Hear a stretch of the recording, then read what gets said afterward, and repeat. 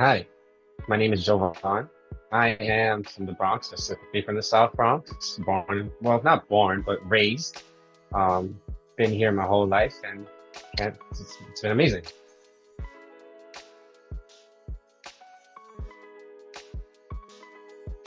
So when I first was given my diagnosis, I was 16. I was 16, and I was struggling with this immense, agonizing pain at first that I had no comprehension of because I'm young. I'm supposed to be healthy. I'm supposed to be very youthful, but I had something that made me feel very crippled, very aged, and it weared on me.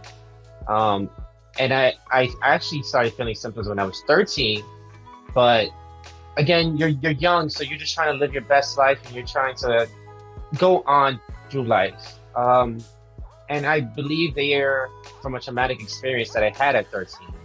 When I was 13, I was struck by a police vehicle, caused me all kinds of injuries, and dealing with the stress and pressure and so much at that time, it must have weared on my mind, weared on my physical being, and caused me to have fibromyalgia.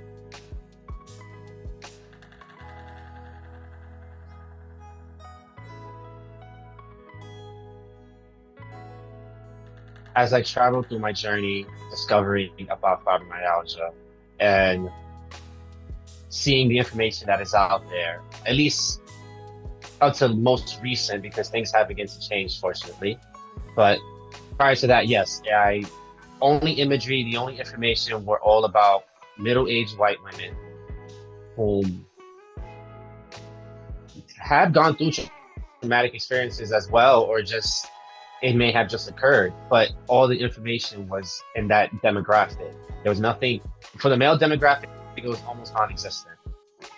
Um, and as a man, I somewhat understand that most men do not want to portray themselves in that position because you feel vulnerable, you feel weak.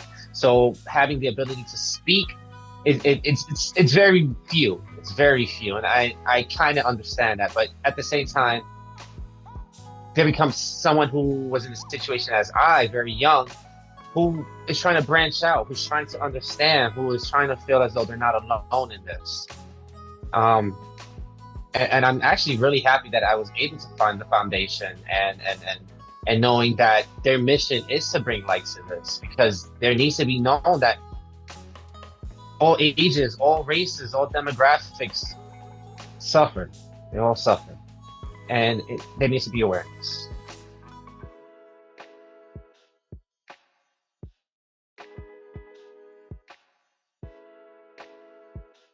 Wow. So one of the most challenging things, um, possibly through the camera, you can't see it, but I'm a pretty big guy. I'm 6'1".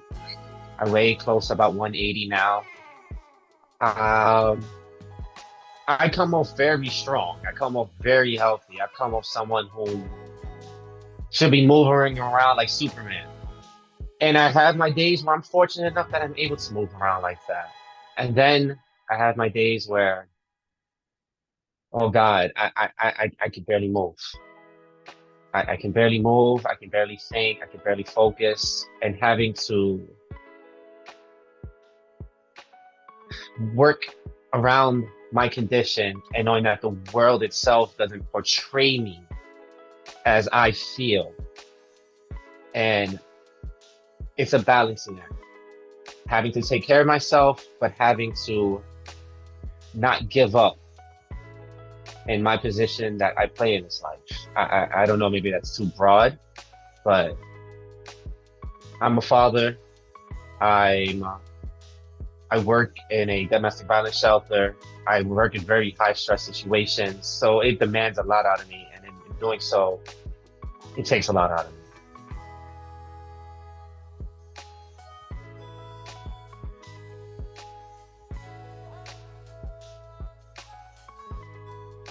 That's such a great question because